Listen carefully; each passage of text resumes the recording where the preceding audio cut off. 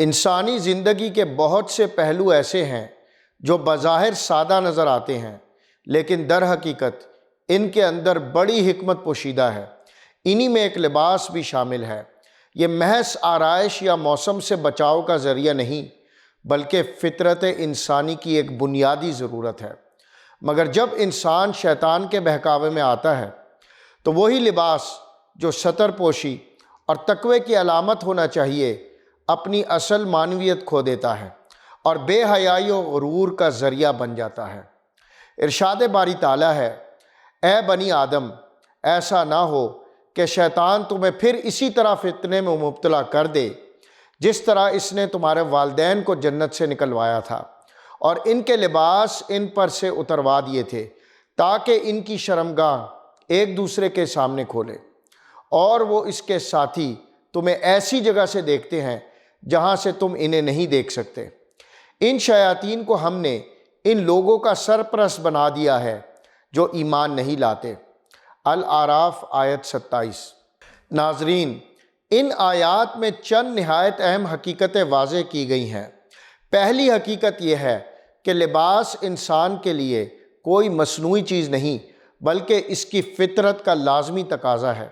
اللہ تعالیٰ نے انسان کے اندر حیا اور شرم کا مادہ رکھا ہے تاکہ وہ اپنے جسم کے ان حصوں کو چھپائے جن کا ظاہر ہونا کبھی سمجھا جاتا ہے۔ یہی وجہ ہے کہ اللہ تعالیٰ نے انسان کو لباس کی ضرورت کا الہام کیا تاکہ وہ اپنی عقل استعمال کر کے اور اللہ کے عطا کردہ مواد سے اپنے لیے لباس تیار کرے۔ دوسری حقیقت یہ ہے کہ لباس کی اصل غرض ستر پوشی ہے۔ اس کے بعد آرائش اور موسمی حفاظت آتی ہے۔ جانوروں کے لیے لباس کا مقصد صرف جسم کی حفاظت ہے، کیونکہ ان کے جسم میں کوئی حصہ ایسا نہیں ہوتا جسے چھپانا ضروری ہو، لیکن انسان کی فطرت اسے کہتی ہے کہ وہ اپنے ستر کو چھپائے۔ جب انسان نے شیطان کی رہنمائی قبول کی تو وہ اس بنیادی حقیقت سے ہٹ گیا۔ شیطان نے انسان کو یہ باور کرایا کہ ستر پوشی ضروری نہیں، بلکہ لباس صرف زیبائش اور حفاظت کے لیے ہے۔ یوں انسان اپنی فطرت کے سیدھے مطالبے سے ہٹ کر بے حیائی کی راہ پر چل پڑا۔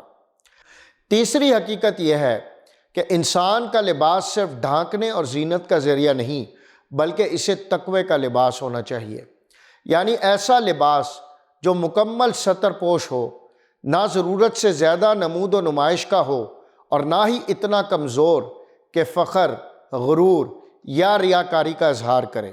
اس کے اندر مردانہ اور زنانہ صفات کی حدود کو مٹانے کی کوشش نہ ہو اور نہ ہی یہ دوسری قوموں کی اندھی تقلید کا نشان ہو۔ دراصل لباس کا اصل کمال وہی ہے جو انسان کے اندر عاجزی، حیا اور تقوی کو نمایاں کرے۔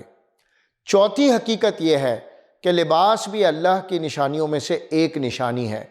یہ اس بات کا ثبوت ہے کہ اللہ نے انسان کو ایسا شعور دیا ہے جس کے بغیر وہ اپنی فطرت کے ابتدائی تقاضے بھی پورے نہیں کر سکتا۔